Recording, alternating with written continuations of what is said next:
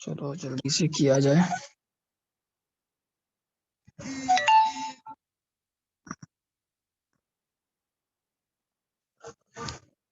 रुकना।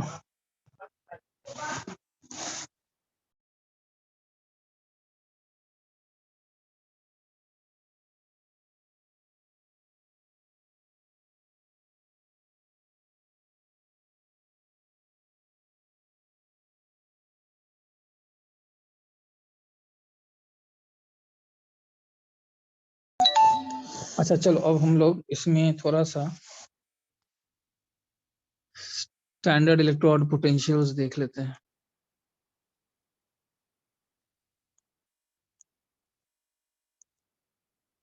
ठीक है, इसमें देखो इसमें क्या इंपॉर्टेंट चीज डेटा है जो आपको जानना है। ठीक है, जैसे एक तो याद रखना आयनाइजेशन एंथैल्पीज जो है, ठीक है ना, ionization enthalpy. Now this is a factual data but इस पर क्वेश्चन आता है, जैसे कि IE1 प्लस IE2 का डेटा देखा गया, IE1 प्लस IE2 एक बार निकल का देखा गया और प्लैटिनम का देखा गया।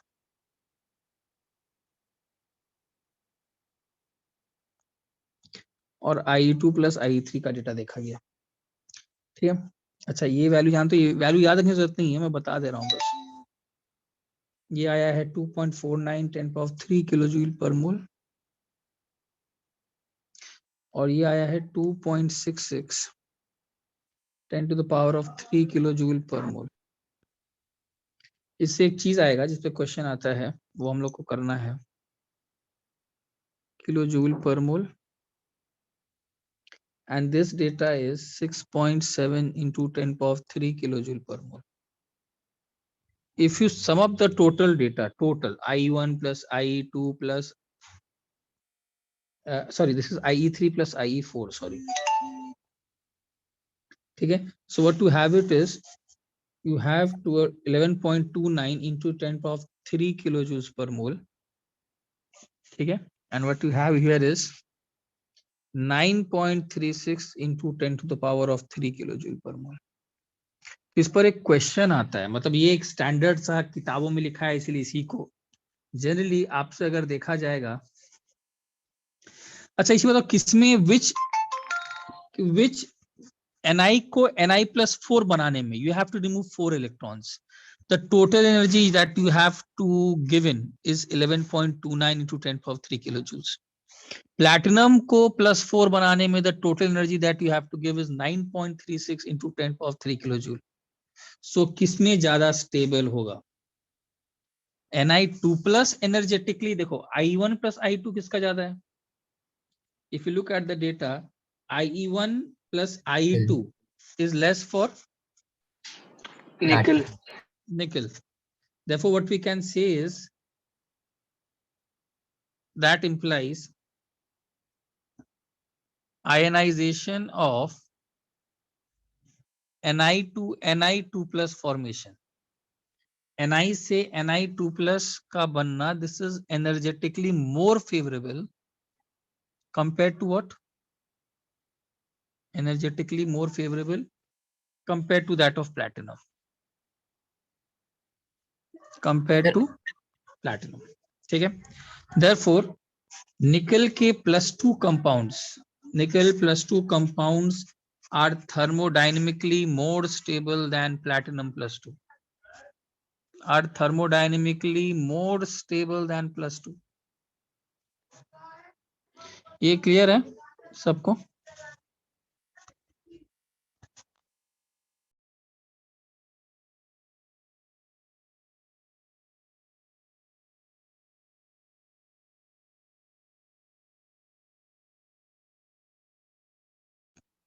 ठीक है,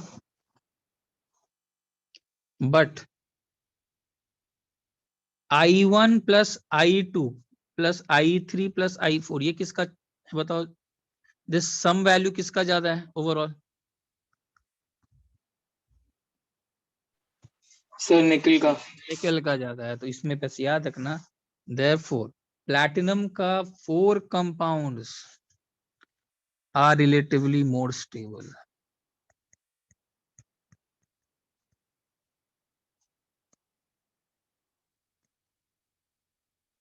than nickel 4 compounds.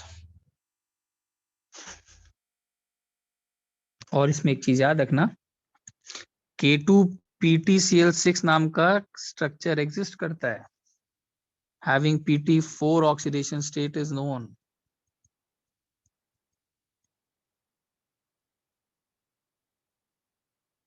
But the corresponding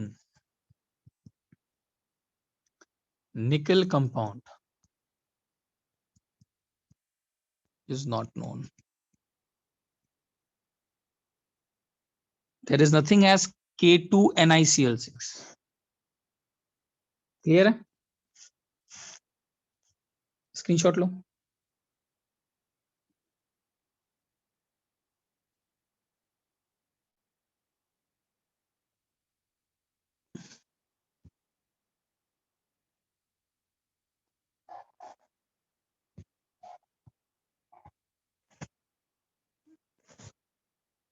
ले लिया था ना? अब देखो, the ionization enthalpy data is a guide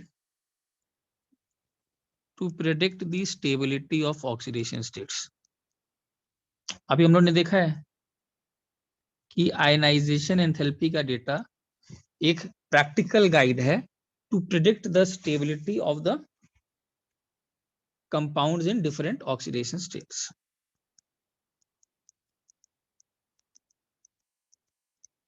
but बहुत सारी बातें हम लोग करते हैं सॉल्यूशंस में, in aqueous solutions. In aqueous solutions, the stability of the compound depends upon electrode potential.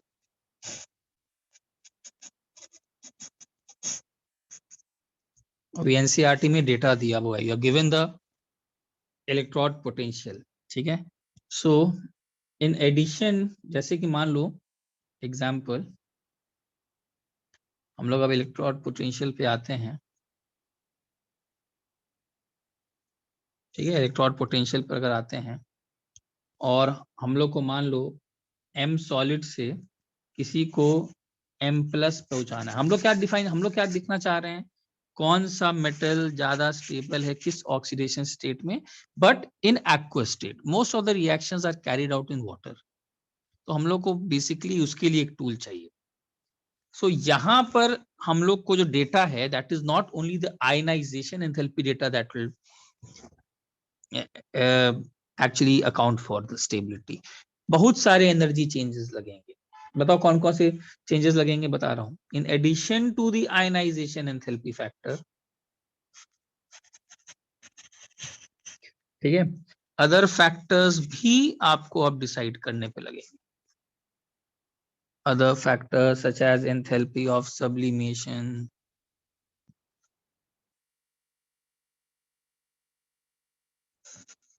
hydration enthalpy,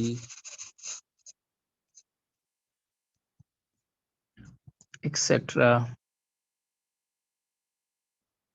determine the stability of a particular oxidation state.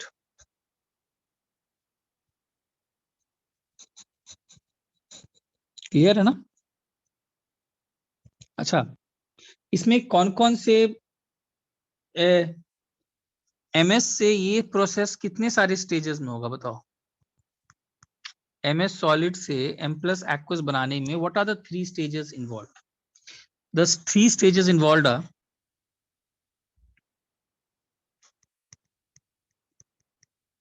जो क्या होगा, सबसे पहले एमएस सॉलिड से तुमको क्या करना पड़ेगा, एम गैस, ठीक है। इसको क्या बोलते हैं, this is enthalpy of sublimation. उसके बाद क्या करना पड़ेगा, एम गैस से एक इलेक्ट्रॉन बाहर निकाल के एम प्लस, इसको क्या बोलेंगे, what is this known as? Ionization enthalpy, very good. और एम प्लस गैस से लेकर के एम प्लस एक्वस, ये भी एक प्रोसेस आएगा and it is known as enthalpy of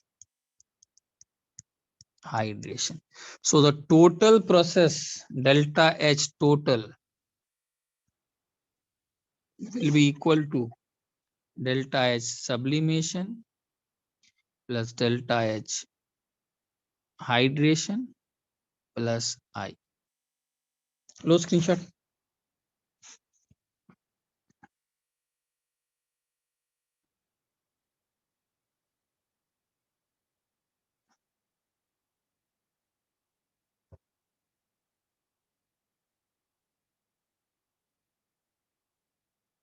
Clear है?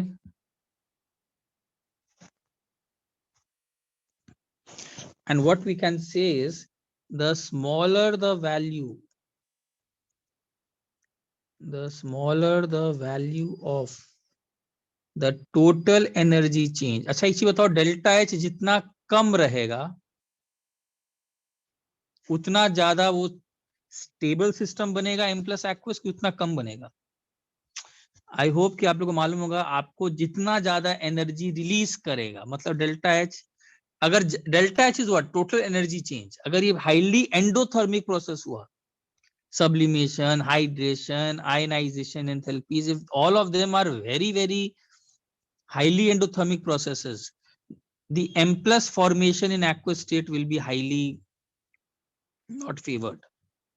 But if the process is releasing tremendous amount of energy, hydration बहुत high हुआ, then that particular oxidation state will be favored.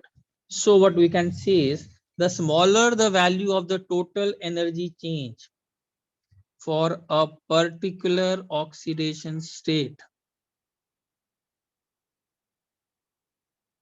what we can see in an aqueous solution, हम लोग क्या बोल सकते हैं greater will be the stability of that oxidation state.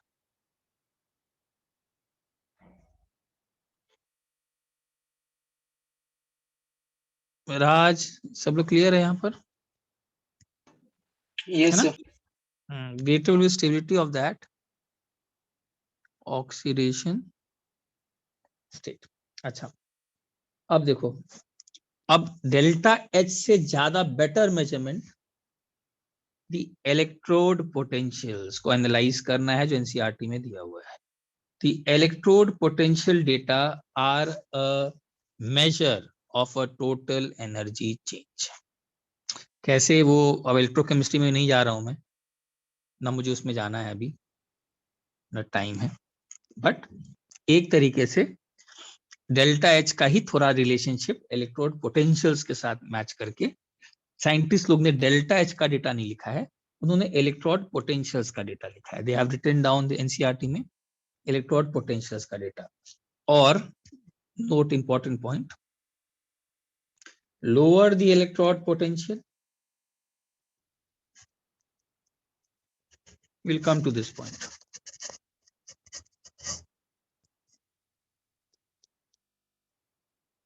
That is more negative the standard reduction potential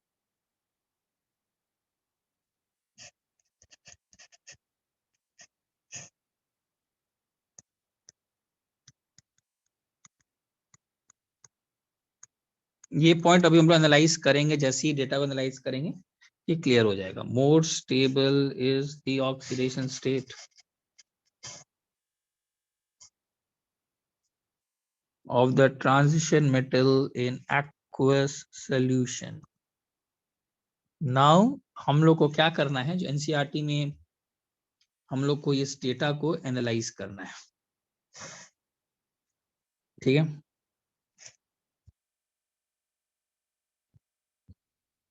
अच्छा मान लो ये data मुझे दिया हुआ है. अच्छा अगर ई नॉट वैल्यू हाई है तो इसका क्या मतलब हुआ? आप लोग को थोड़ा सा मालूम है डेल्टा जी होता है minus N F E. Yes sir. है ना? Yes, sir. मान लो E nought value is high जैसे मान लो बहुत पॉजिटिव हुआ तो इसका क्या मतलब है? 10 m+2 से m जाने का प्रोसेस क्या है? फेवरेबल है कि नॉन फेवरेबल? डेल्टा जी अगर E nought value is very high, मतलब m+2 की tendency to get reduce is very high. m+2 उतना स्टेबल नहीं है आपका सोल्यूशन, वो चाह रहा है m सॉलिड बने, यही इसका मतलब है। Alternatively delta G will be minus NFE if E naught value is very positive. This is what I want to say. What it actually means is delta G is very negative. So it means m+2 ions can be easily reduced to metal.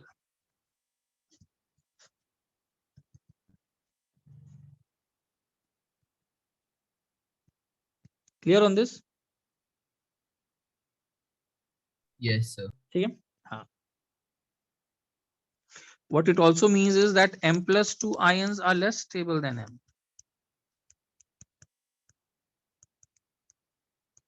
उतने stable नहीं है. It also means the reverse reaction, metal का m+2 बनाना का tendency highly non-spontaneous है, मतलब metal जो है वो उतने अच्छे से इलेक्ट्रॉन रिलीज नहीं करेगा। अगर इसका ई नॉट वैल्यू पॉजिटिव है, मेटल का वाला नेगेटिव होगा, तो डेल्टा जी इज पॉजिटिव, तो metal can not readily lose electrons and get oxidise to m+2 ना, मेटल का करना वो मुश्किल है। तो हम लोग को ये सभी हम लोग देखेंगे, हम लोग को बहुत सारा डेटा मिलेगा हम लोग जब एनालाइज करेंगे। We will be able to know a lot of data from this.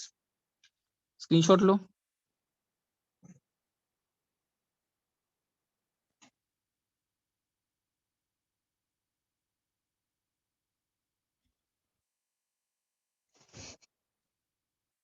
अच्छा, ऑल्टरनेटिवली मैं लिखा सब रहा हूँ, नोट्स अच्छे से बनाना यार, कम से कम एक टॉपिक तो सही से कर लो, डी और एफ ब्लॉक ही कर लो सही से। मैंने बोला ही था कि यार बाकी का तो समय पता नहीं मिलेगा कि नहीं मिलेगा, एग्जाम आ ही जाएगा, कम से कम एक यही कर लो सही से।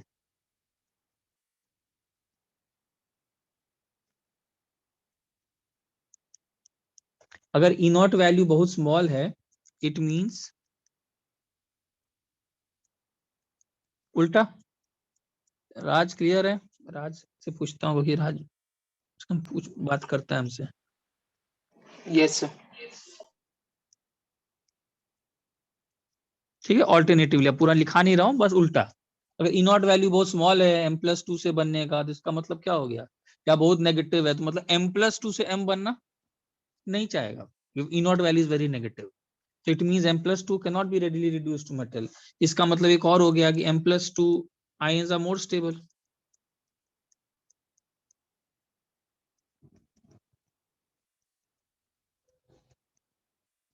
ठीक है, it also means metal can readily lose electrons। उल्टा वाला रिएक्शन हाईली फेवर्ड होगा, द रिवर्स रिएक्शन।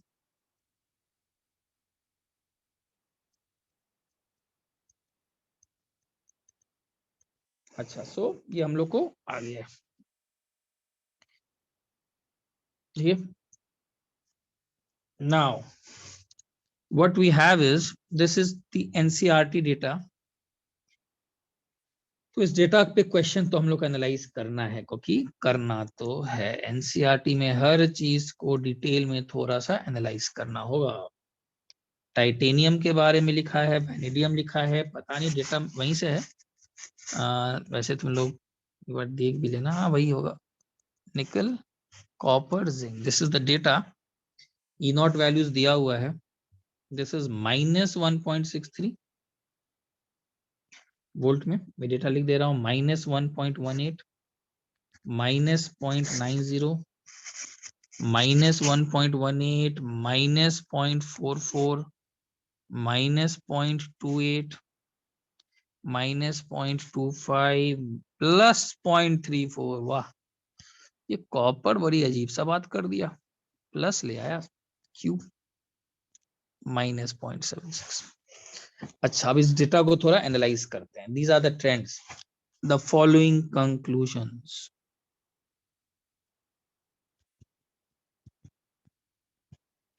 अच्छा हाँ, एक और ये भी है, ठीक है ना, हाँ मैं बता देता हूँ, लिख देता हूँ। सबसे पहले,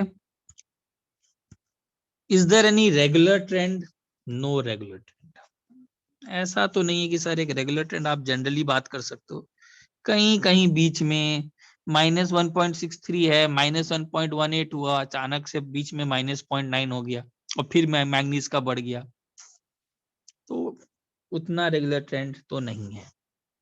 ड्यू टू मैंने बताया था डेल्टा एच M+2 से M जाने के लिए हम लोग को तीन चीजें इंपॉर्टेंट है। सब्लिमेशन, IE1 IE2 है ना, हम लोग को IE1 IE2 करना है। आयनाइजेशन मैंने दिखाया था यहाँ पर, IE1 + IE2 बेटर होगा, मतलब यहाँ तो M+ दिखाया था इसीलिए चलो बेटर। यहाँ पर तो क्या क्या चाहिए, IE1 और IE2। सो एक तो ऑब्जर्वेशन बता रहा है no regular trend due to irregular variation of ionization enthalpies। अभी हम लोग ने लास्ट क्लास आयनाइजेशन एंथैल्पी का डेटा किया था, वही कितना अटपटा सा था, ठीक है, ड्यू टू रीऑर्गेनाइजेशन एनर्जी।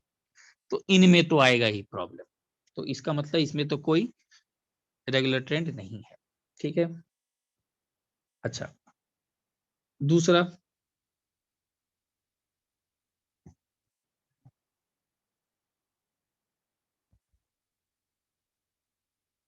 अच्छा नेक्स्ट जिंक के बारे में अगर देखें तो दिस है जिंक का +2 से प्लस बनने का इट इज वेरी नेगेटिव, ठीक है। जिंक का देख लो -0.76 है। जिंक से एक चीज याद रखना, जिंक का सब्लिमेशन करना बहुत मुश्किल नहीं है, याद है मैंने बताया था वीक मेटालिक बॉन्डिंग है। तो बोलोगे सब्लिमेशन में उतना एनर्जी नहीं लगा एज कंपेयर टू बाकी, बिकॉज वीक मेटालिक बॉन्डिंग है इलेक्ट्रॉन, ठीक है। लेकिन फिर भी इतना नेगेटिव क्यों है? नेगेटिव का मतलब जिंक से Zn+2 बनाना, डेल्टा जी यहाँ का क्या है, पॉजिटिव। एनालाइज करो, तीन फैक्टर्स हैं, सब्लिमेशन में उतना दिक्कत नहीं आएगा, मेटालिक बॉन्डिंग बहुत वीक है बाकी मुकाबले। तो डेल्टा एच सब्लिमेशन तो आपको कम कर दिया, दैट इज सपोर्टिंग यू। आप चाहते हो कि ये फैक्टर जो है सबसे कम हो, ये फैक्टर भी कम हो और ये फैक्टर ज्यादा से ज्यादा हो जो एनर्जी रिलीज करे। This is what you want. So what happens is it has a low enthalpy of atomisation but it has a large hydration energy also, वो भी ठीक है। ये भी है सर Zn2+ का तो साइज भी आते आते छोटा छोटा हो ही जाता है, +2 का चार्ज है, तो हाइड्रेशन एनर्जी भी तो ठीक ठाक है। Then also why it is -76? Answer because but it has a low electrode potential, मतलब Zn2+ का इलेक्ट्रोड पोटेंशियल थोड़ा लो है। रीजन मेरे ख्याल से आपको समझ में आ गया होगा, कौन है धोखा देने वाला? The one because of its very high what ionization enthalpy. IE1 और IE2 में आपको बहुत दिक्कत पड़ेगा, स्पेशली IE1। वाई? जिंक का कॉन्फ़िगरेशन क्या है, 3D10 4s2, sir very fully filled. Fully filled, इसीलिए वो आपको धोखा दे दिया है। तो आपसे कोई पूछेगा जिंक के बारे में ऐसा क्या है, जिंक तक जाते जाते थोड़ा सा साइज ठीक है, छोटा छोटा तो ही गया होगा, जिंक का कॉपर से बड़ा है, बट जनरली वो साइज में छोटा ही रहता है जो moving along the period. Sublimation भी उतना नहीं है भाई, because of weak metallic bonding हम लोग किए हैं। तो क्यों इसका नेगेटिव आ रहा है, M+2 से M बनने का टेंडेंसी नेगेटिव क्यों है, वाई? बिकॉज ये आपको IE1 और IE2 थोड़ा धोखा दे दिया है। This is what we can analyse from the data. ले लिया screenshot?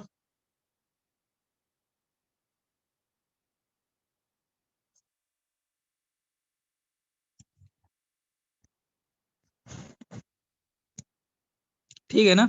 Harshvardhan, Pankaj, Raj, Utkarsh, yes Yes, सर। यस लोग सर। है ना? यस आज सर। कम लोग, क्या हो रहा है तुम लोग का, धीरे धीरे एग्जाम स्टार्ट हो रहे हैं क्या, प्रेशर आ गया है क्या?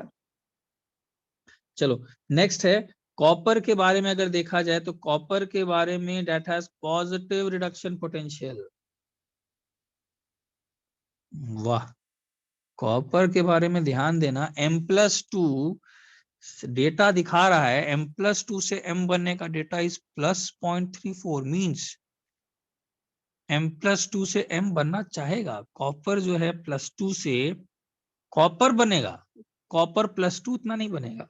वाह, पॉजिटिव का मतलब delta G is negative, delta G negative मतलब स्पॉन्टेनियस। वाई, तो इसका रीजन ऐसा क्यों है। एंड दिस ऑल्सो शोज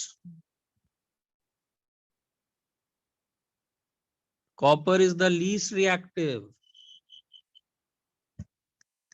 क्यों? अरे रिएक्टिव तो वो होगा ना जो बनेगा, जो लूज करेगा आयंस इलेक्ट्रॉन्स। ये तो उल्टा Cu2+ बनने में कंजूसी कर रहा है, Cu2+ कॉपर बनना चाह रहा है। लुक एट कॉपर, तो copper is the least reactive out of the first transition series. ये भी हम लोग को एक चीज मालूम पड़ा इस डेटा को देख करके। वाह सर, ये समझ में आया। अब this also accounts, very important point,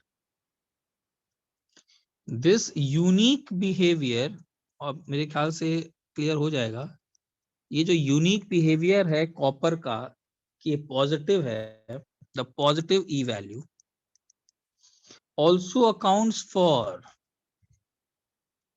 a very important point, is also accounts for the inability to liberate hydrogen from acids.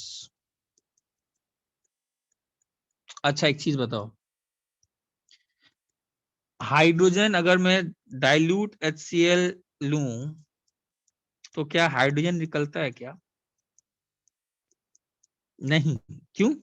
Because इसका मतलब है कॉपर को 0 से +2 बनाना पड़ेगा। हम लोग अभी जस्ट देखे हैं, कॉप +2 बनाना is not favoured. Look at the data, data बता रहा है कि कॉपर का +2 से M बनाने वाला पॉजिटिव है, +2 से जाएगा कॉपर बनने में, उतना अच्छा पॉजिटिव नहीं है। तो इसका मतलब हम लोग को एक और चीज बताता है, this is supporting our observation कि कॉपर जो है वो डाइल्यूट एसिड्स के साथ हाइड्रोजन नहीं लिबरेट करता है, बाकी सब करते हैं, बाकी सब करते हैं। देखो सबका नेगेटिव है, मतलब सबका M+2 से M नहीं, M से M+2 बनना चाहेगा, कॉपर का ऐसा नहीं है। तो ये ऑब्जर्वेशन सजेस्ट करते हैं, in fact only, very important point, अगर ग्रुप 15 हुआ है तो only oxidising acids, oxidising acids like nitric acid, hot concentrated sulphuric acid, जब तक इतना एक्सट्रीम कंडीशंस नहीं दें, दे रिएक्ट विथ कॉपर। और कोई नहीं, तुम डाइल्यूट HCl के साथ रिएक्शन करोगे, हाइड्रोजन गैस इवॉल्व करोगे, नहीं होगा। और इसका एग्जांपल देता हूं, पता नहीं आप लोग को ये रिएक्शन मालूम है कि नहीं, क्या देता है बताओ?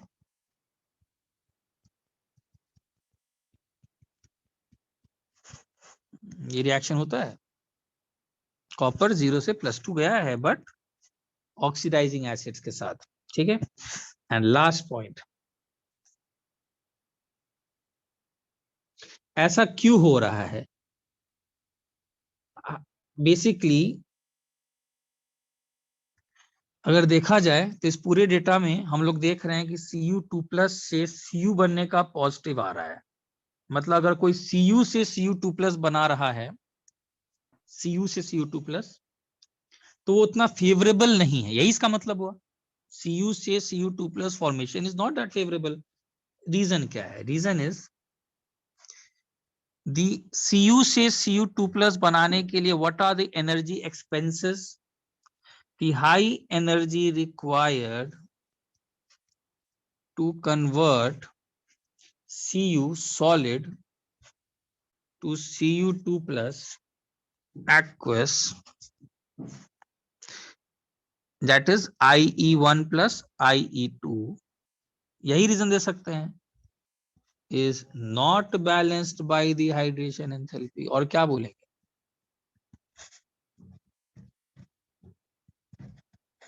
फिर से सुनो, मैं पॉइंट रिपीट कर रहा हूं, Cu2 से Cu2+ is not that favorable process। तो इसका मतलब सबलिम IE1 और IE2 के प्रोसेसेस प्लस ये लगता है ना hydration, had this process been favorable, I1 plus I2 plus this net should have been negative. But हुआ क्या होगा, I1 plus I2 बहुत हाई हुआ होगा और इसको हाइड्रेशन एनर्जी बैलेंस नहीं कर पाया। ये एनर्जी रिलीज करता है याद रखना, बट ये बैलेंस नहीं कर पाया और यही कारण है कि Cu से Cu2+ का बनना उतना फेवरेबल नहीं है। क्लियर है एवरीबॉडी? स्क्रीनशॉट लो। Yes, sir. ठीक है,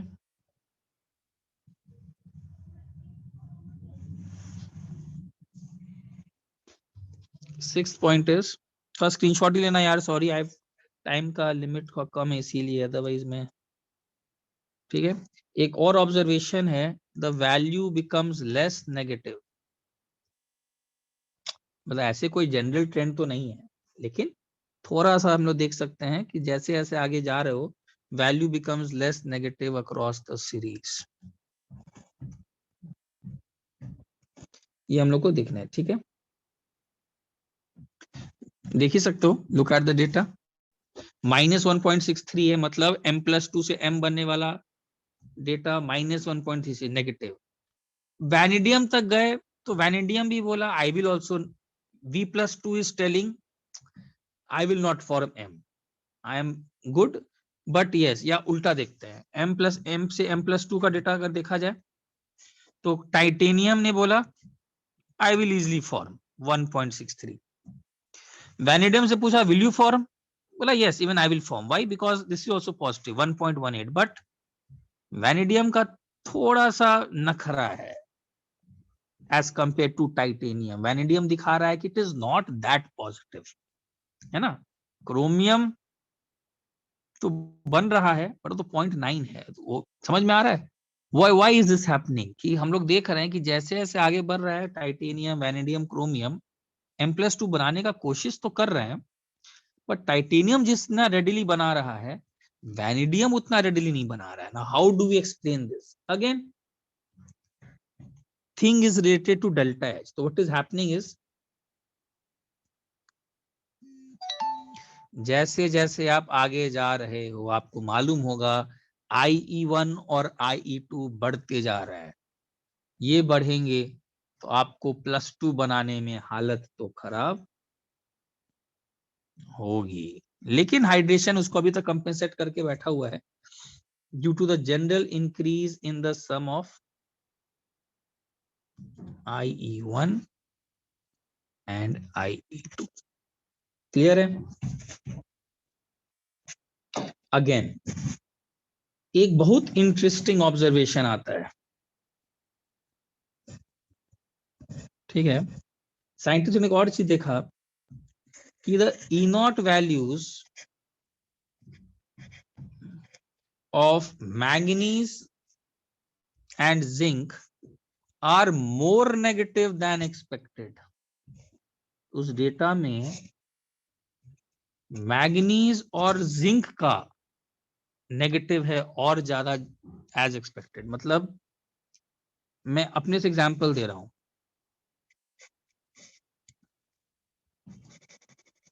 suppose m+n2 this should have been -500 expected। तो इसका मतलब ये हो गया कि Mn2+ से Mn एक्चुअली में उन्होंने देखा -700 एक्चुअल, या फिर सेम फॉर जिंक, ये उन्होंने देखा। या alternatively what we can say is Mn से Mn2+ जितना वो एक्सपेक्ट कर रहे थे बनेगा उससे कहीं ज्यादा Mn is in a state, वो चाह रहा है कि मैं Mn2+ बनाऊं। व्हाई? आई होप कि कोई बता सकता है रीजन। आई थिंक रीजन क्या होगा, थोड़ा आइडिया है? Due to the stability. अरे Mn2+ में कौन सा स्टेबिलिटी आएगा? Half filled D subshell. उन्होंने उल्टा देखो ना, Mn2+ से Mn बनने का एक्चुअल डेटा, Mn से Mn2+ बनना चाहेगा लोग, they were expecting value of 500, ये और ज्यादा ई नॉट वैल्यू पॉजिटिव है. Why? Because Mn2 plus is 3d5 configuration. That is the reason कि ऐसा पूछता है. Why is it so? Due to the, और जिंक में भी क्यों आता है?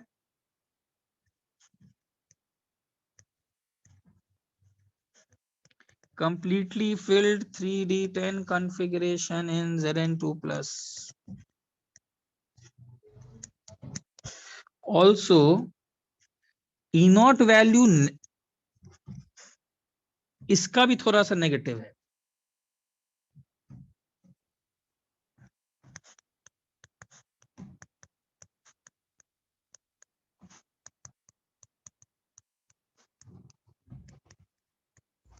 रीजन यहां पर अब Ni2 प्लस बनने में इतना क्या खास बात है? रीजन इज, यहां पर reason is not stability, reason is high enthalpy of hydration of Ni2 plus.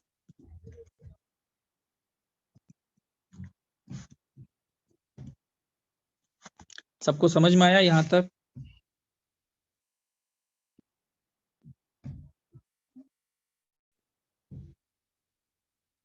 Clear है? Yes, sir. चलो,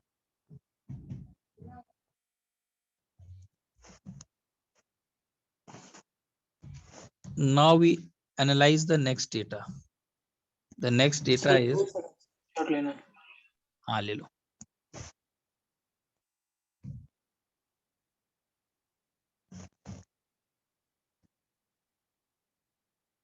ले लिया था? Yes sir. ओके. अब नेक्स्ट डेटा को एनालाइज करते हैं, which is a trend in M+3 M+2. ये भी NCERT में डेटा दिया हुआ है, इसके बारे में हम लोग को बातें करनी है. NCERT का डेटा ही उठाकर में अब इसको हम लोग थोड़ा सा एनालाइज करते हैं. सबसे पहले तो this is the data. M+3 से M+2 का डेटा दिया हुआ है, एक्वस. ठीक है. टाइटेनियम का दिया है, वैनेडियम, क्रोमियम, मैंगनीज, आयरन और कोबल्ट. टाइटेनियम का डेटा दिया हुआ है -0.37, बहुत अच्छी बात. -0.26, -0.41, +1.57, वाह कितना अच्छा बात. +0.77 और यहाँ +1.97. सबसे पहले सर ये क्रोमियम सॉरी कॉपर जिंक कहाँ गए?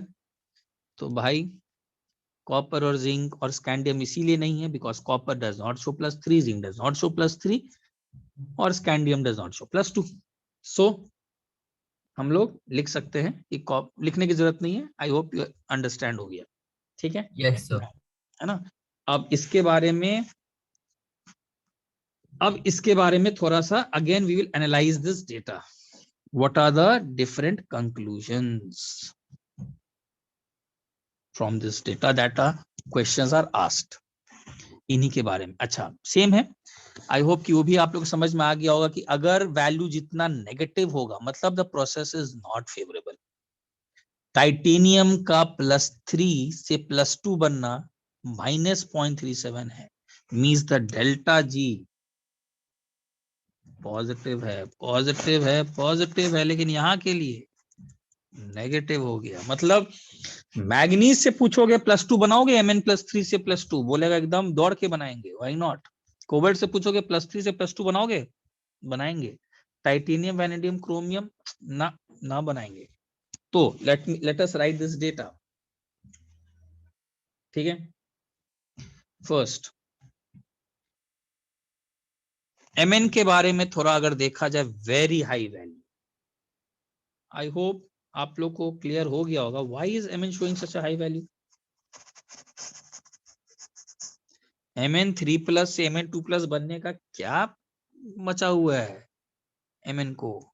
एनीवन? बिकॉज Mn2 प्लस में कौन सा स्टेबिलिटी है? D5 configuration. Yes, sir. Yes sir. That is particularly stable, तो इसीलिए Mn जो है वो बहुत अच्छे से काम कर रहा है। ठीक है,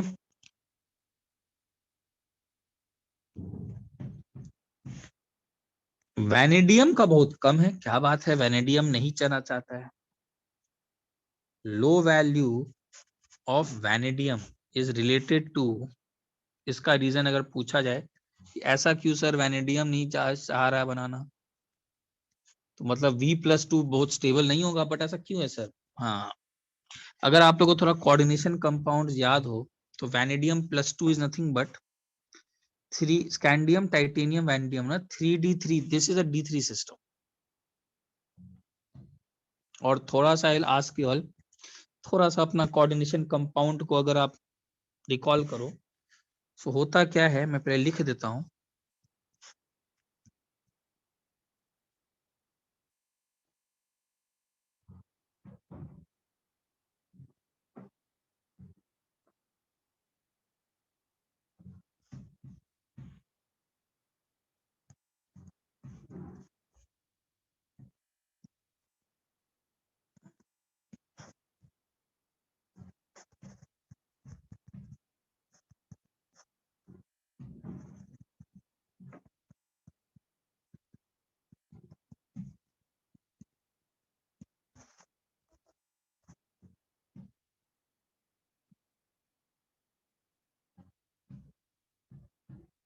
स्क्रीनशॉट लो।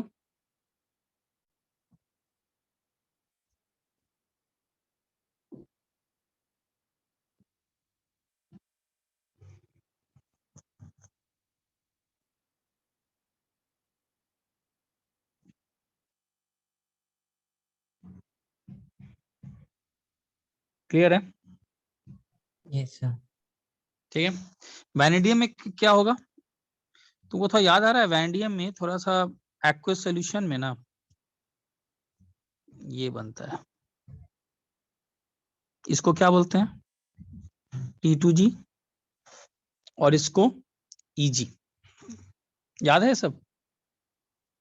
ठीक है, चलो आगे बढ़ूं।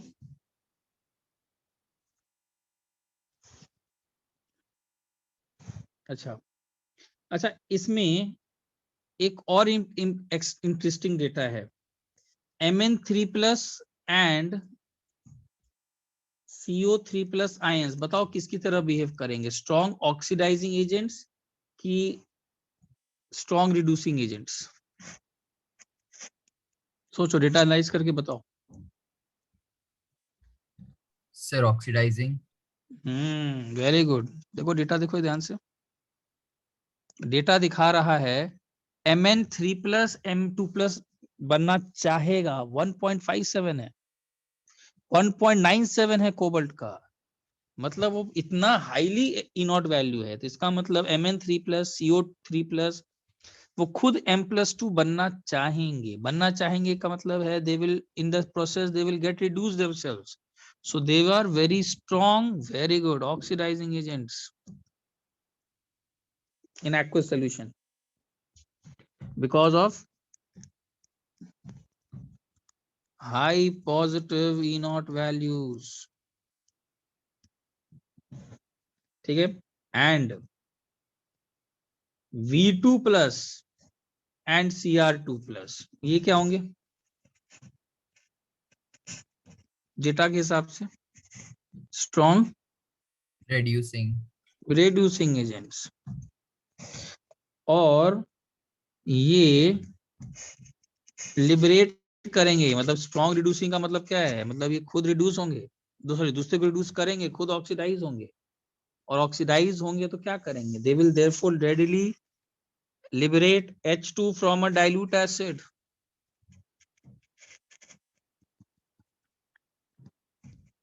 डेटा दिखा रहा है, ये रिएक्शन होता है। Cr2+ को अगर तुम डालोगे एसिड में तो खुद क्या करेगा? खुद तो Cr+3 में चला जाएगा और हाइड्रोजन गैस रिलीज कर, और ये जो Cr2+ इलेक्ट्रॉन देगा, ये इलेक्ट्रॉन कौन ले लिया? ये इलेक्ट्रॉन H+ ले लिया और बना दिया H2।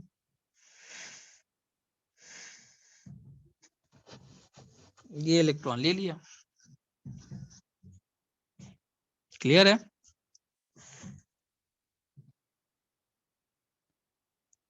सबको क्लियर हुआ टेंडेंसीज हम लोग ये वाला पार्ट?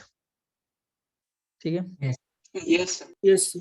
चलो ये हम लोग का ट्रेंड्स हम लोग ने कर लिया। ठीक है, सम मेटल ऑक्साइड्स और ऑक्सोकटाइंस देख लेते हैं।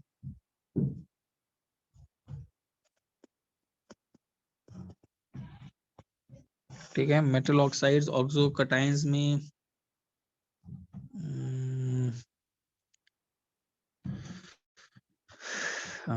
Mn2O7 में कितना का ऑक्सीडेशन स्टेट?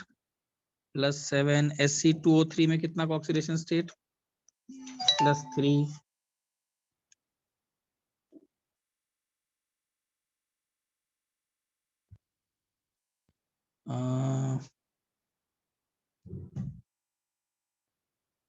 चलो इसके ज्यादा कुछ बोलने की जरूरत नहीं है, हम लोग ने देख लिया है इसके बारे में। ठीक है, अब हम लोग चलते हैं आगे। थोड़ा और कैटालिटिक प्रॉपर्टीज तो चलो देख लेते हैं, जो जो लिखा है कर ही लो।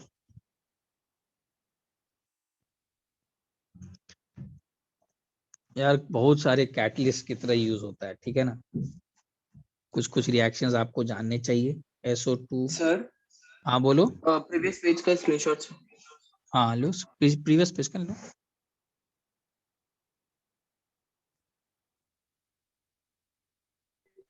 हो गया sir, thank you.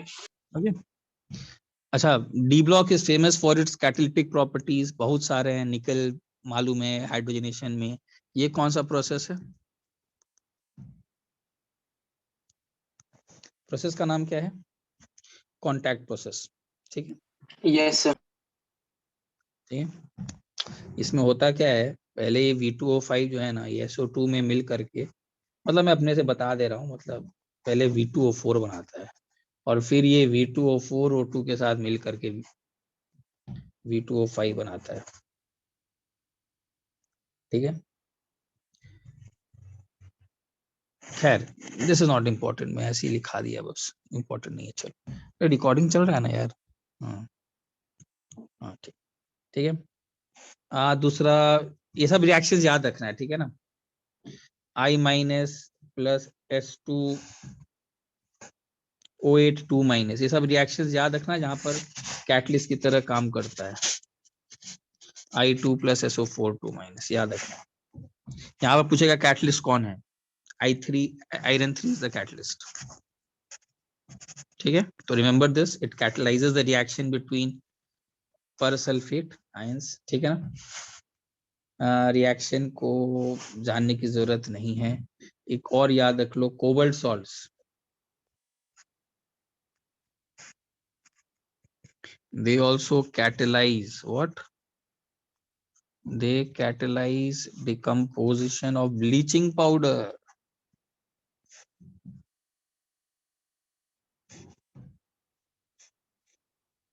As cobalt can easily change oxidation state from +2 to +3, और ब्लीचिंग पाउडर मालूम है OCl- होता है,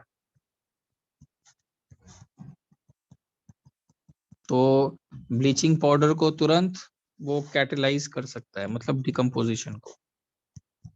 ये रिएक्शन है, रिएक्शन उतना इम्पोर्टेंट नहीं है, याद रखना कौन किस में यूज होता है। रिएक्शंस आर नॉट इम्पोर्टेंट, ये याद रखना, ये याद रखना, ये याद रखना बस। Cobalt salts can you use, ठीक है, बस, नथिंग इम्पोर्टेंट हियर। आगे बढ़ूं? एक सेकंड।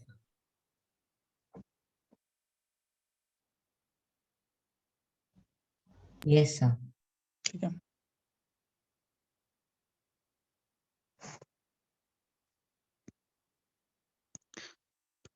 अच्छा इसमें याद रख लेना, मैंने शायद बताया था Mn2O7 का कलर याद रख लेना, कोवेलेंट ग्रीन कोवेलेंट होता है ये, ठीक है ना, ग्रीन ऑयल टाइप का लिक्विड है ये। ठीक है, CrO3 V2O5 के बारे में याद रख लेना, they have low melting point. ठीक है। CRO बेसिक होता है। ये सब कुछ फैक्चुअल डेटा है, जो सब NCERT सब में लिखा हुआ है, उसे आपको याद रखना है। Cr2O3 and CrO3 थोड़ा sorry, Cr2O3 is amphoteric and CrO3 is acidic. CrO3 पानी में जाता है तो कौन सा एसिड बनाता है? ये बनाता है H2CrO4, इसका नाम क्रोमिक एसिड। क्लियर है? इसको भी याद रखिएगा। Mn2O7 भी एसिडिक है, याद रखना। ठीक है। ये एनहाइड्राइड है, किसका मालूम है? Mn2O7 को पानी में डालते हो ध्यान तो क्या बनता है? परमैंगनिक एसिड।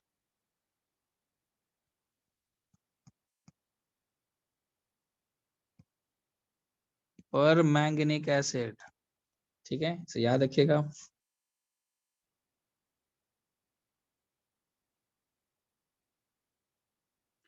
V2O5 के बारे में it gives VO4 3+ as well as VO2+ salt। याद रखना।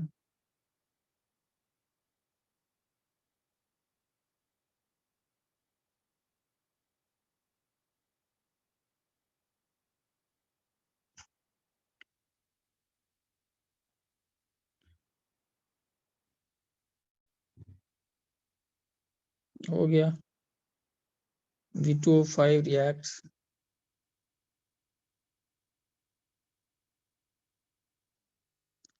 चलो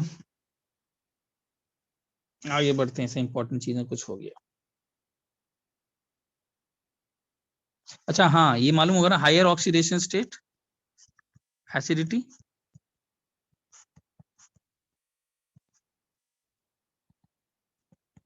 इंक्रीजेस। क्लियर है? चलो अब हम लोग आते हैं नेक्स्ट पॉइंट पर।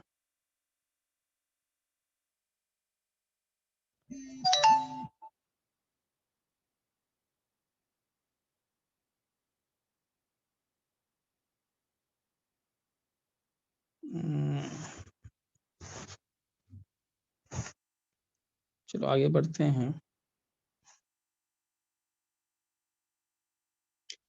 अब we are coming to the next point, which is K2Cr2O7। इसके बारे में हम लोग को अब जानना है।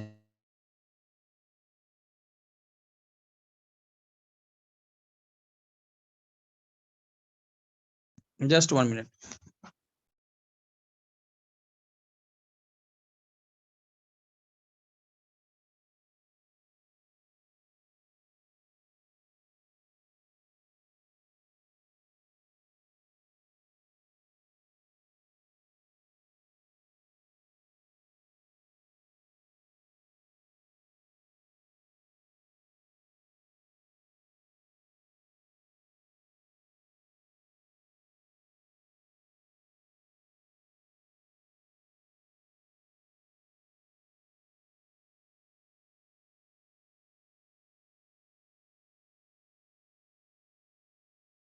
चलो ठीक है। सबसे पहले हम लोग को क्या करना है? हम लोग को इसका प्रिपरेशन करना है। इसका नाम क्या होता है? Potassium dichromate. ये रहे। प्रिपेयर्ड फ्रॉम, मालूम है क्या होता है इसको? इसको बोलते हैं क्रोमाइट ओर। FeO.Cr2O3, या फिर इसी को एक साथ लिख देते हैं FeCr2O4। ठीक है। प्रिपरेशन में क्या होता है सबसे पहले? ठीक है, पहला पार्ट है द पाउडर्ड ओर। ये जो ओर है that is heated with sodium hydroxide in presence of air. ठीक है, तो इसमें होता क्या है, रिएक्शन आपको जानना पड़ेगा, FeCr2O4 plus NaOH plus O2। इसमें होगा क्या, इसमें बनेगा Na2CrO4 plus Fe2O3 plus H2। Oxygen ने क्या करेगा, ऑक्सीजन FeO को तो ऑक्सीडाइज कर देगा, देखो हवा में ऑक्सीजन तो ऑक्सीडाइज कर देगा। और Cr2O3 के बारे में भी जस्ट क्या बताए थे, देखो Cr2O3 के बारे में जस्ट हम लोगों ने क्या बताया था अभी,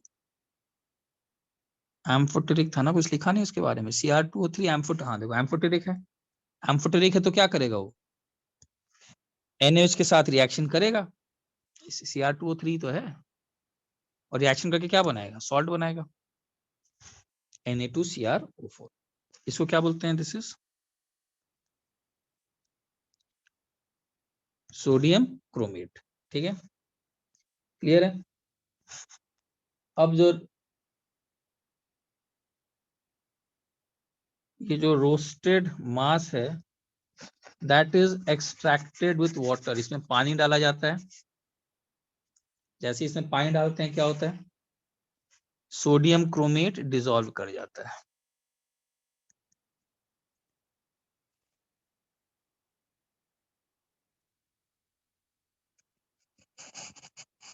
और Fe2O3 इज लेफ्ट बिहाइंड। तो Fe2O3 तो हम लोग का अलग से हम लोग ने क्या किया, फिल्टर कर लिया, Na2CO4 चला गया पानी के अंदर, Fe2O3 रह गया। ठीक है, अब देखो हम लोग क्या करते हैं, सेकंड पार्ट। अब ये जो सोडियम क्रोमेट हम लोग को मिला है, इसको हम लोग कन्वर्ट करते हैं किसमें,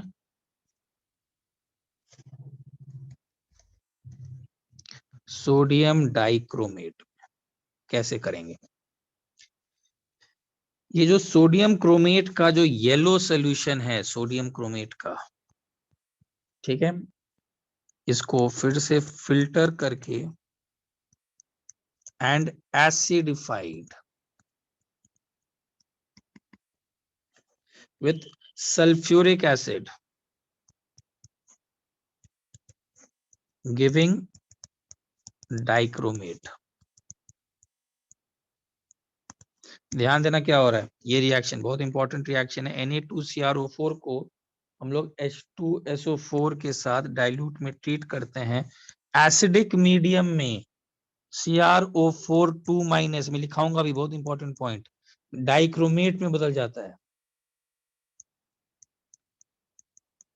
ये मैं लिखाऊंगा, स्क्रीनशॉट लो।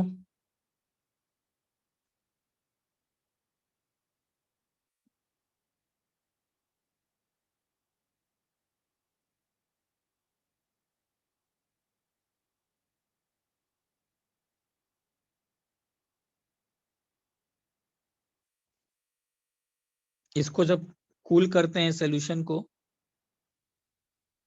तो सोडियम सल्फेट क्रिस्टलाइज हो जाता है, सोडियम सल्फेट बाहर,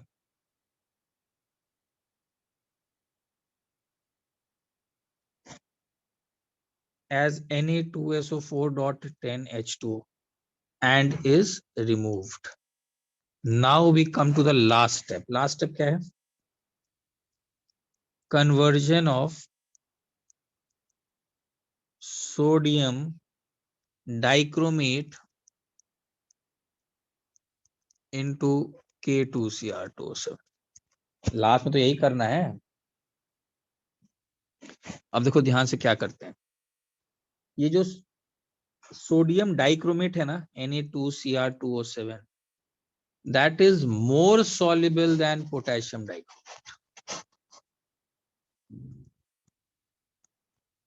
ठीक है, तो हम लोग क्या करते हैं, हम लोग Na2Cr2O7 लेते हैं, ठीक है, सोडियम डाइक्रोमेट देखो हम लोग को मिल गया है, सोडियम डाइक्रोमेट को हम लोग क्या करते हैं, सोडियम सल्फेट तो हम लोग को मिल गया है। अब Na2Cr2O7 के सोल्यूशन को हम लोग KCl के साथ hot potassium chloride equimolar quantities में रिएक्शन कराते हैं, देखो क्या होता है,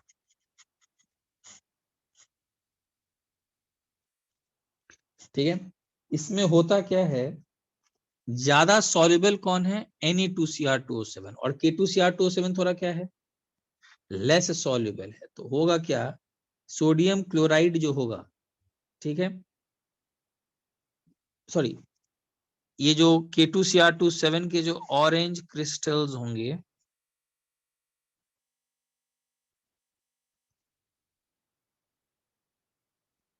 सेपरेट क्यों, ये प्रेसिपिटेट कर जाता है, ये उतना सॉल्युबल है नहीं। सबको क्लियर हुआ पूरा का पूरा? Yes, sir. Yes, sir. तो Yes, sir. 3 स्टेप्स हैं टोटली, ठीक है। प्रॉपर्टीज देख लेते हैं। प्रॉपर्टीज में K2Cr2O7 का आपको मालूम होना चाहिए, it is orange crystalline solid, ठीक है। मेल्टिंग पॉइंट जानने की जरूरत नहीं है, मॉडरेटली सॉल्युबल कोल्ड वाटर में होता है, मतलब सॉल्युबल तो है ही कोल्ड वाटर में, ठीक है। ऑब्वियस बात है, तभी तो इसको प्रेसिपिटेट किए हैं, लेकिन हॉट वाटर में बहुत सॉल्युबल होता है। खैर उतना इंपॉर्टेंट पॉइंट नहीं है। रिएक्शन देख लेते हैं, K2Cr2O7 को गर्म करोगे तो क्या मिलेगा, K2CrO4 plus Cr2O3 plus O2, याद रखना रिएक्शन, ठीक है। कभी कभी ये भी याद रखना, देखो मैं लिखाता हूँ नेक्स्ट रिएक्शन, स्क्रीनशॉट किसी को लेना है, कोई 12th स्लाइड में से कोई भी लेना है क्या?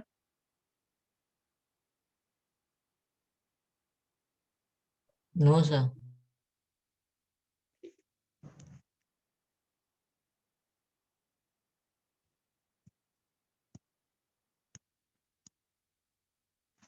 थर्टीन से देखो, एल्कलीस के साथ क्या रिएक्शन है, बहुत इंपॉर्टेंट रिएक्शन है। K2Cr2O7 को अगर तुम बेसिक मीडियम में डाले तो ये K2CrO4 प्लस H2O बन जाएगा। और कलर दोनों का याद रखना, इसका येलो होता है, इसका ऑरेंज होता है।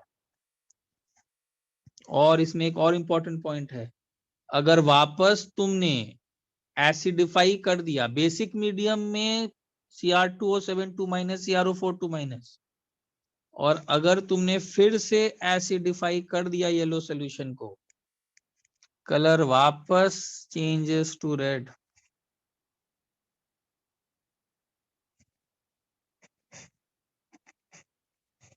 Due to reversible reaction. मैं इसके बारे में एक बहुत इंपॉर्टेंट पॉइंट लिखा देता हूं, वो इंपॉर्टेंट पॉइंट है, ये जो Cr2O7 2 माइनस प्लस H2 है,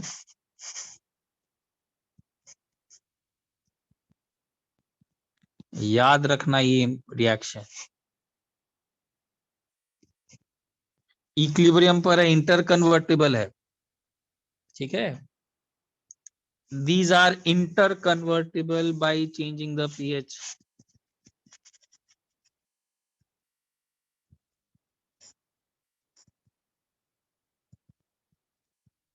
अच्छा, H प्लस डालेंगे तो कहां जाएगा, OH माइनस डालेंगे, खुद ही सोचो ना, OH माइनस डालेंगे मीडियम में तो इक्विलिब्रियम कहां शिफ्ट होगा, OH माइनस H प्लस को कंज्यूम करेगा। लीच एटलस प्रिंसिपल के हिसाब से रिएक्शन और ज्यादा फॉरवर्ड जाएगा। और अगर एसिडिक मीडियम डालेंगे नीचे में, तो इक्विलिब्रियम पीछे की तरफ शिफ्ट होगा, याद रखिएगा ये बात। CrO4 2 माइनस एसिडिक मीडियम में K2Cr2O7 बनता है, ठीक है। अगर बेस ऐड होगा, लिखा तो सब जा रहा हूं, ठीक है ना, पीएच ऑफ सोल्यूशन क्या होगा, अगर कोई इस इक्विलिब्रियम में बेस ऊपर से ऐड कर दे, basic medium, the OH minus ions will combine with what,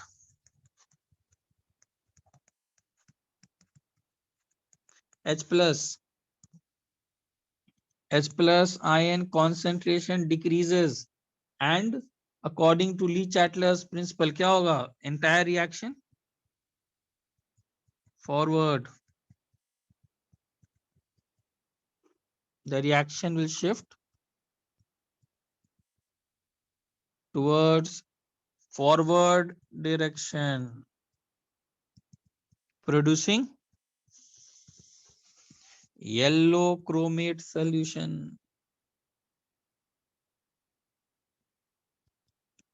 low screenshot.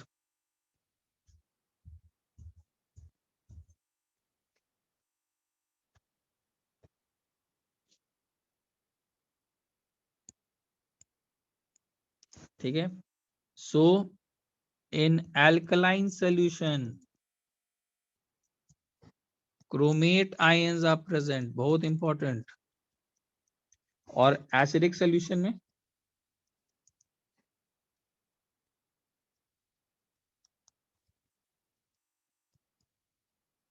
dichromate ions are present. राज हो ना, क्लियर है? Yes sir, clear है sir. Very good. उसके बाद एक रिएक्शन है क्रोमाइल क्लोराइड टेस्ट. पता नहीं आप लोग ने ये सॉल्ट एनालिसिस में किया है कि नहीं, बट ये भी बहुत इंपॉर्टेंट रिएक्शन है क्रोमाइल क्लोराइड. इसमें क्या करते हैं, K2Cr2O7 लेते हैं सॉलिड प्लस कॉन्सेंट्रेटेड H2SO4 लेते हैं प्लस हम लोग लेते हैं NaCl. ठीक है. इसमें क्या होता है,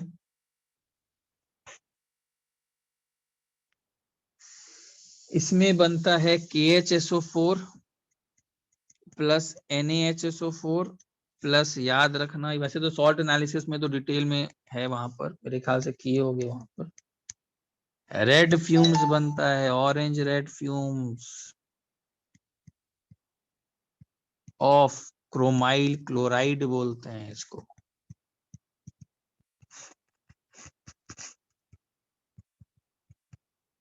क्लियर है? देखो जल्दी से. This is known as test.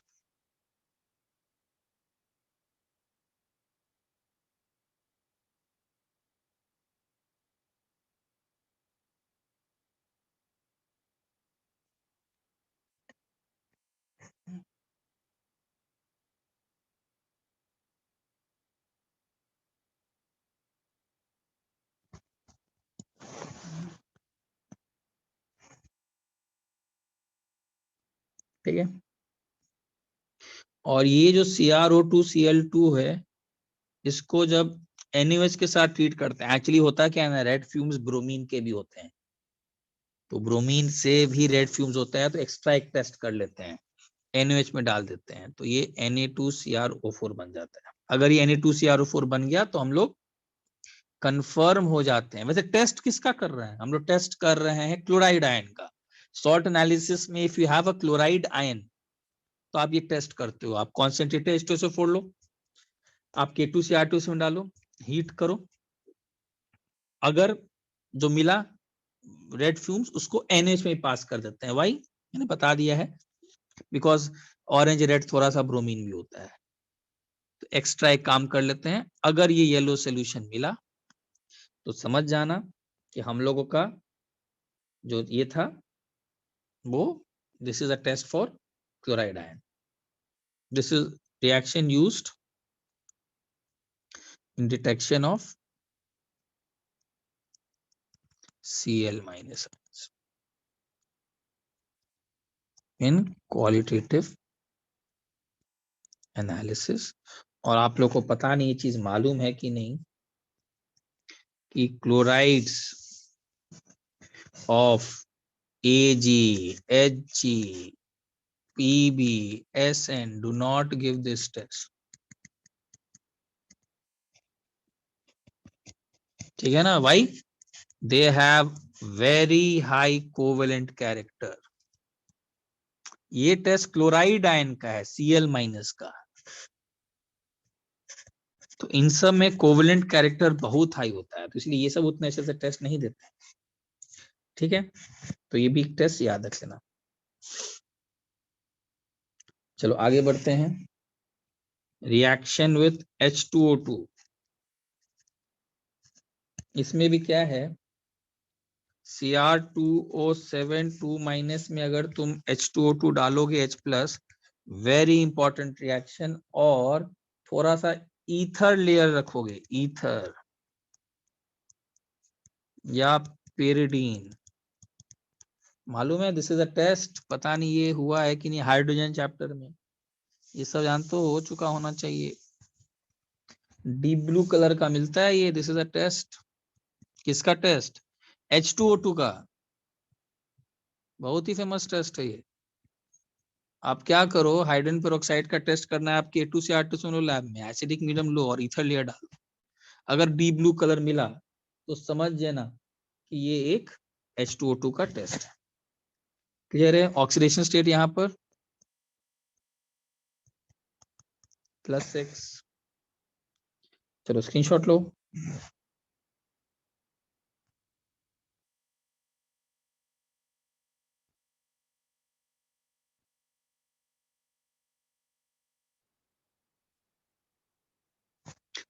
CrO5 याद रखना, this is not very stable.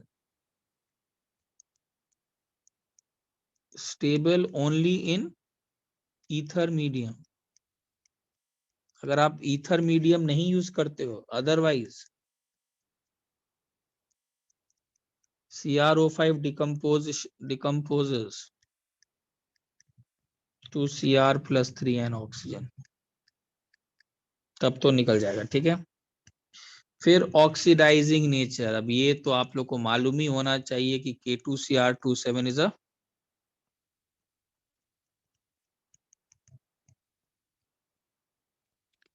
Strong oxidising agent.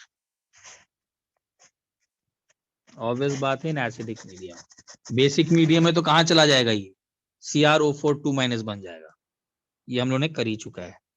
ठीक है, अब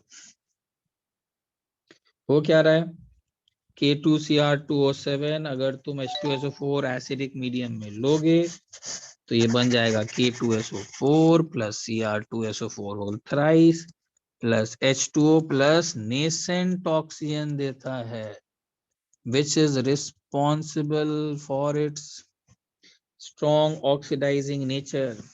ठीक है,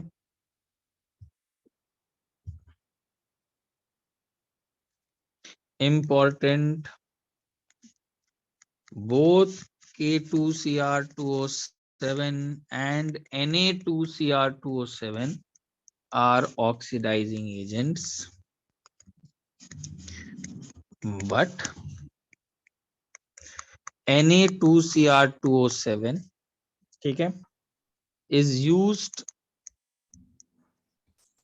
as an oxidizing agent in organic chemistry. तो बहुत सारे अल्कोहल के रिएक्शंस किए होंगे जहां इसको यूज करते हैं। ठीक है, because of greater solubility in water. ठीक है, but not used in redox reactions. मतलब नॉर्मल लैब के टाइट्रेशंस में Na2Cr2O7 is not used, K2Cr2O7 is used। लिखो जो screenshot low. Sir, can you show the previous page? Yes, जल्दी देखो। Thank you, sir.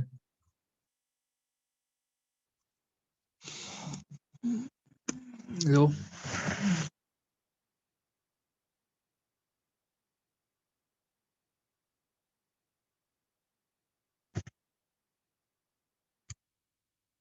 उसका रीजन क्या है, K2Cr2O7 is used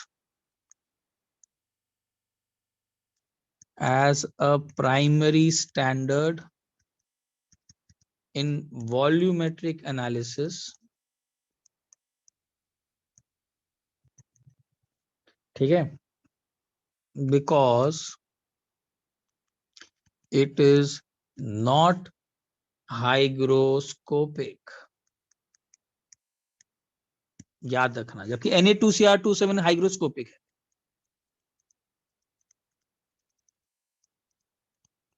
तो उसको ऑर्गेनिक केमिस्ट्री में भले ही यूज कर लेते हैं, नॉर्मल इसमें यूज नहीं करता है। ठीक है,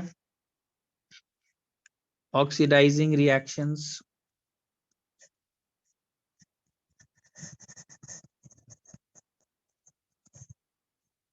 क्या क्या हो सकता है?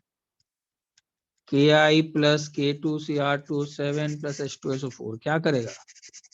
पूरा क्या लिखने का जरूरत है? K2SO4 देगा ही, Cr2SO4 होल थराइज देगा ही, H2O देगा ही, साथ बस एक एंड प्रोडक्ट याद कर लो, -1 से हाइट हो जाएगा। ठीक है, FeSO4 को क्या करेगा? पूरा लिखने की जरूरत है क्या?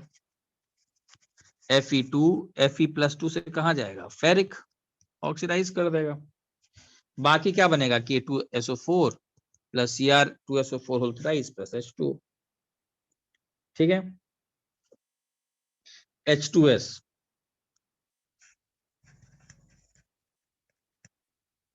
क्या करेगा? सल्फर को -2 से कहाँ ले आएगा? सल्फर।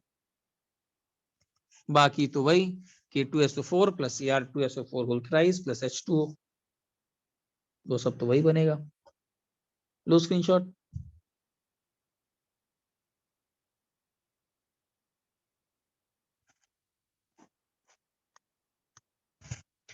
Na2SO3 बताओ,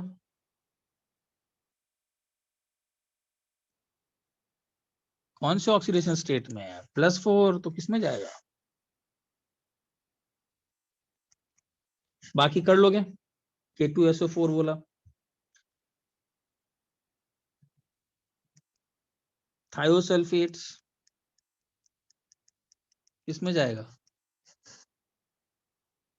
खुद तो +3 में जाएगा ही, वो सब तुम लोग जानते ही हैं। K2SO4 plus Cr2SO4 थराइज H2O। मुझे बस चाहिए यहाँ पर SO4 2- प्लस सल्फर, याद रखना।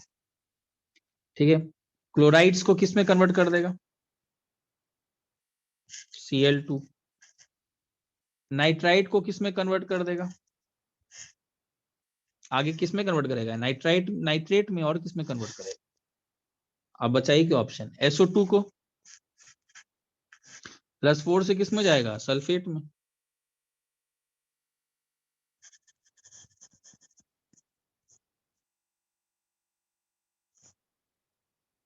स्टैनस सॉल्ट्स को Sn+4 में, और क्या करेगा? ठीक है,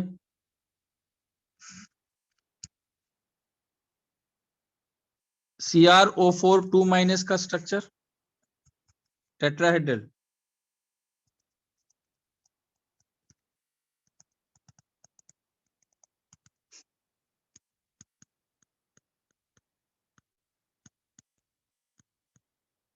याद रखना, it has a tetrahedral structure. ठीक है, और इसमें ऑल द 4 बॉन्ड्स आर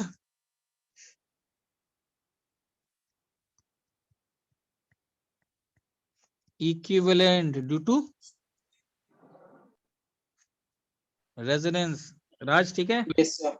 हाँ सर। चलो स्क्रीनशॉट लो।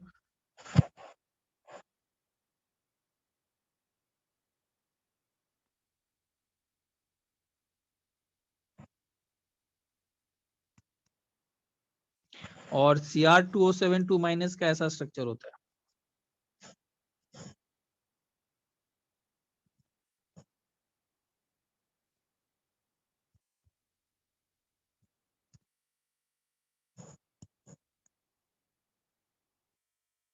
ये बेसिकली 2 टेट्राहेड्रल है। ठीक है,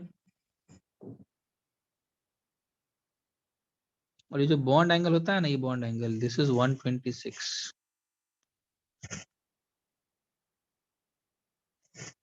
अच्छा, इसमें याद रखना, ये जो 2 बॉन्ड हैं, ये दोनों, बहुत important point, these 2 CrO bonds are longer than the other 6। इसमें सब इक्विवेलेंट नहीं है। क्यों? अरे रेजोनेंस, यहाँ का नेगेटिव चार्ज रेजोनेंस करेगा, यहाँ ऑक्सीजन का लोन पेयर है, दोनों में इक्विवेलेंट रेजोनेंस नहीं है। फिर से रिपीट कर रहा हूँ, जो ग्रीन वाला बीच में है, this is not a negative charge. और बाकी ये तीनों इक्विवेलेंट है। ये मैं किससे सही काम करता हूँ,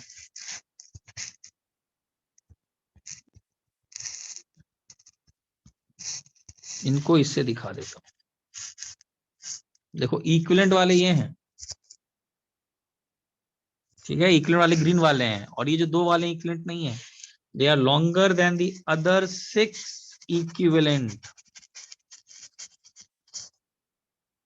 CRO bonds shown in green color. Clear है?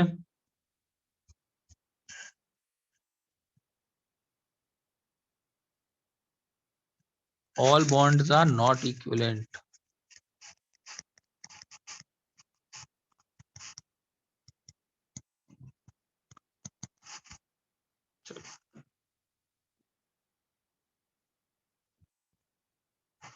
एक और याद रख लेना, तुम लोग को ये मालूम है कि नहीं, ये रिएक्शन NH42Cr2O7 का जो रिएक्शन होता है, इसमें क्या बनता है?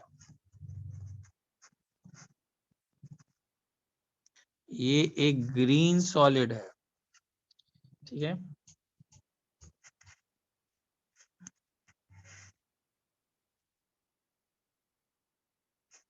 इसको वल्केनिक रिएक्शन भी बोलते हैं, इसको भी याद रखिएगा। वल्केनिक रिएक्शन, वल्केनिक जैसा दिखता है।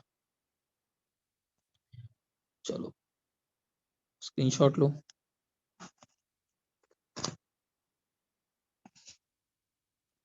क्लियर है? Yes, sir. अच्छा हाँ, एक और K2Cr2 का कलर का कारण ये मालूम होगा, ड्यू टू चार्ज ट्रांसफर। ये सब मालूम है ना, लिगेंड टू मेटल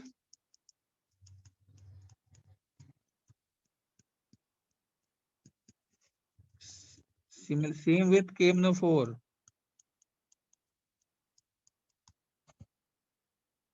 ठीक है,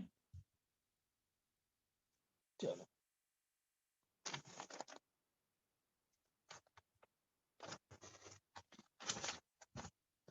चलो लास्ट में अब बचा हुआ है कुछ KMnO4 के बारे में कर लेते हैं बातें। इसका नाम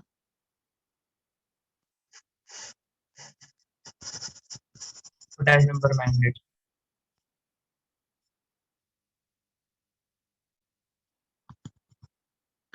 ठीक है,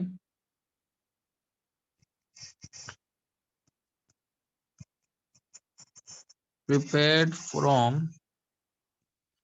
MnO2। MnO2 को बोलते हैं पाइरोल्यूसाइड। ठीक है, सबसे पहले क्या करते हैं, conversion of pyrolusite into potassium magnate। पहले तो ये करते हैं, पायरोलुसाइड को पोटेशियम मैग्नेट में करते हैं। देखो क्या करते हैं इसमें, इसमें powdered पायरोलुसाइड is fused.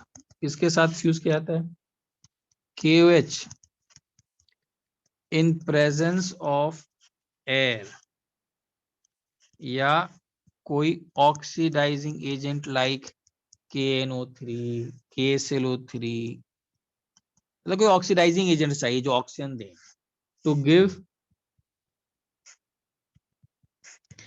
Green coloured potassium manganate. Screenshot low.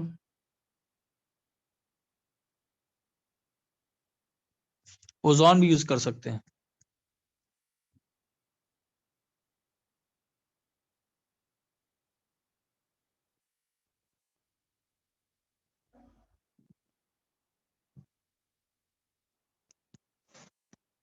Reaction, what is the reaction? MnO2 plus KOH plus O2। O2 या तो KClO3 यूज कर लो, उसको भी हीट करोगे ना तो you do the reaction. KClO3 heat करने से O2 ही देगा। KNO3 हीट करोगे तो KNO2 और O2 ही देगा। तो इसको ये K2MnO4 में और याद रखना ये बेसिक मीडियम है, बेसिक मीडियम में this is stable.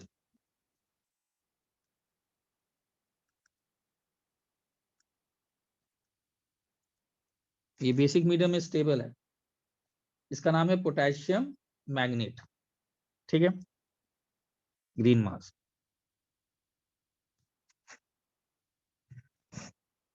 Second step is conversion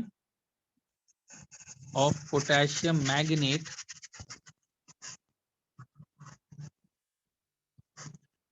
into KMnO4।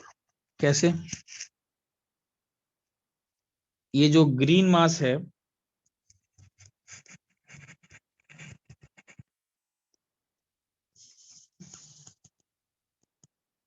is extracted with water, ठीक है,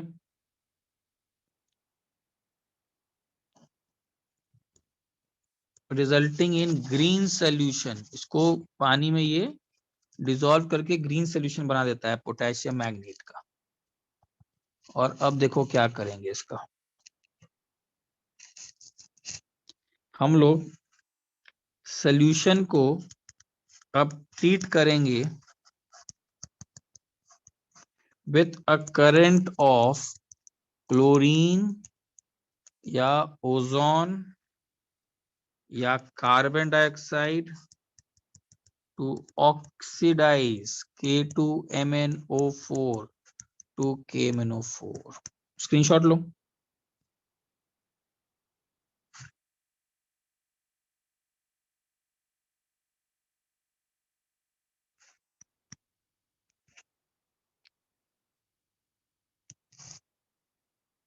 या तो ऑक्सीडेशन बाय क्लोरीन करो, K2MnO4 प्लस Cl2, क्या करेगा ये, KCl plus KMnO4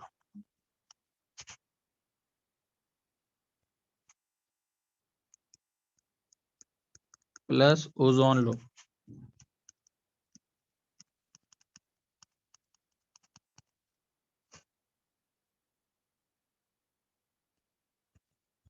plus CO2 add करो।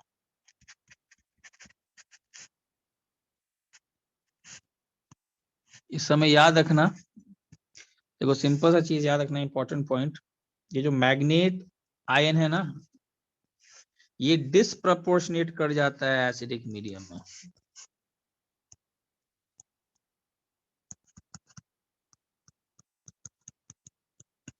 इसको याद रखना, K2MnO4 disproportionates in neutral or acidic solution। बहुत important point, to give permanganate ion. लो स्क्रीनशॉट।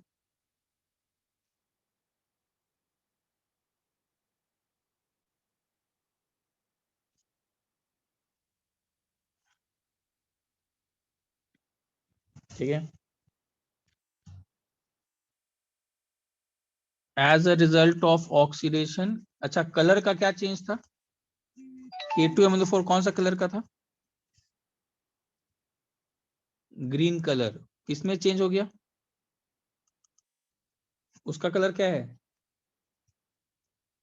पर्पल। K2Cr2 कलर क्या है, पर्पल। ठीक है, and dark purple crystals of KMnO4 separate out। याद रखिएगा, ठीक है। अच्छा, एक और चीज याद रखना, इलेक्ट्रोलाइटिक ऑक्सीडेशन भी कर सकते हैं, oxidation by carbon dioxide, chlorine सब कुछ किए, ठीक है। इलेक्ट्रोलाइटिक ऑक्सीडेशन भी कर सकते हैं, कैसे,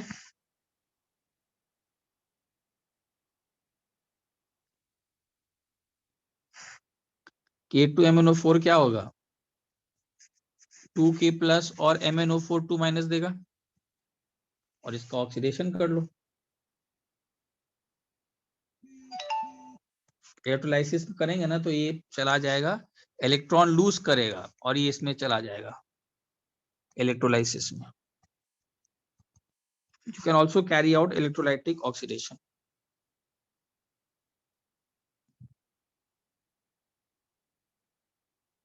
और कैथोड पर क्या होगा? कैथोड पर H2O का रिडक्शन होगा.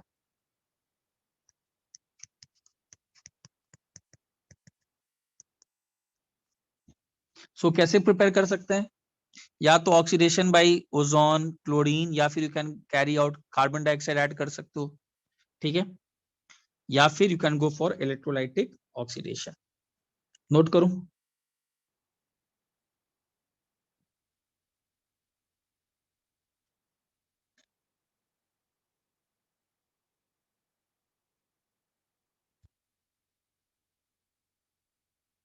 नोट कर लिया? Yes, sir. Yes, sir. चलो यार, लास्ट स्लाइड, हाथ दर्द कर जाता है यार.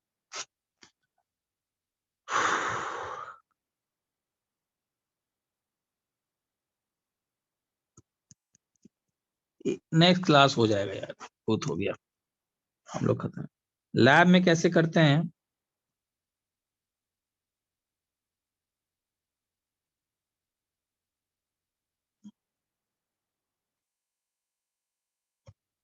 हम लोग कोई मैंगनीज सॉल्ट लेते हैं, लैब प्रिपरेशन है, ठीक है, और इसको पेरोक्सो डाइसल्फेट आयन के साथ रिएक्शन कराते हैं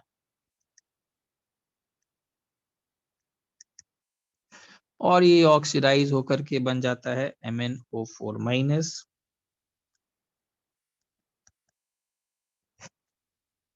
इसको याद रखिएगा, ठीक है. और इसमें एक और चीज बता देता हूं,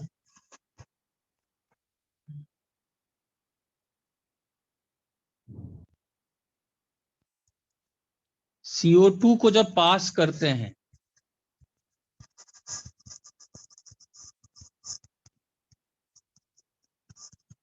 तो क्या होता है, देखो ध्यान देना. CO2 जब पास करोगे ना पानी में तो CO2 बेसिकली कार्बोनिक एसिड बनाएगा. Now this is acidic solution. तुम जो ये रिएक्शन देखे हो ना सर, इसमें क्या हुआ, ये वाला, ये जो हम लोग ने ये रिएक्शन देखा है, ये वाला, इसमें हुआ क्या है, एसिडिक मीडियम आ गया. एसिडिक मीडियम में मैंने क्या लिखा है, एसिडिक मीडियम में ये डिस्प्रपोर्शनेट कर जाता है. देखो, तो ये वही काम हुआ है. CO2 क्या प्रोवाइड कर रहा है, एसिडिक मीडियम, और एसिडिक मीडियम में क्या होगा,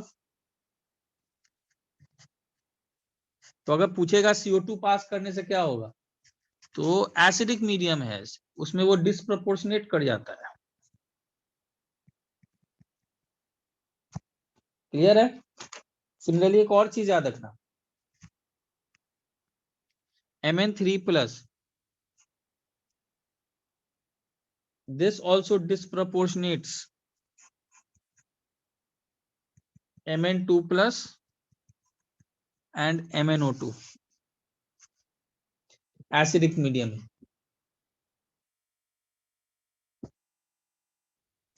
ठीक है,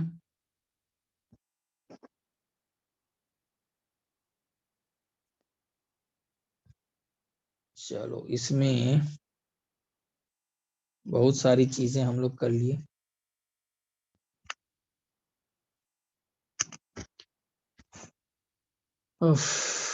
नोट कर लो, स्क्रीनशॉट ले लो. एक लिखा देता हूँ, आगे बढ़ता हूँ, एक पॉइंट लिखा करके.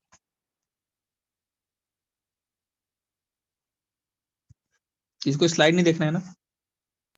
नहीं sir. चलो लास्ट एक लिख लो. एक रिएक्शन ये भी याद रखना,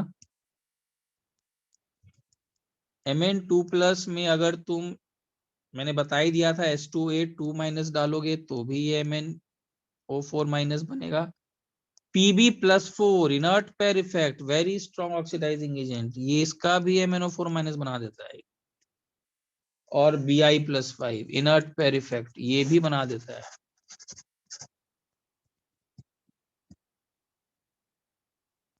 5 और 8 तुमको देखना पड़ेगा प्रबोध, इससे स्लाइड से, मतलब रिकॉर्डिंग से. ठीक है, चलो प्रॉपर्टीज के बारे में, forms dark purple needles like crystals, ठीक है, with metallic luster,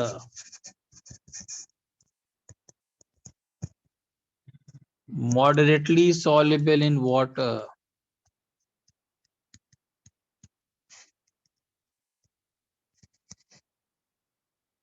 ठीक है। KMnO4 को गर्म करेंगे तो क्या बनेगा, हीट करेंगे तो K2MnO4 plus MnO2 plus O2, ठीक है। एकदम रेड हीट कर दोगे, एकदम रेड हीट और गर्म, तो फिर ये K2MnO4 भी K2MnO3 प्लस O2 बना देगा। इसका नाम मालूम है क्या होता है, पोटेशियम मैंगनाइट।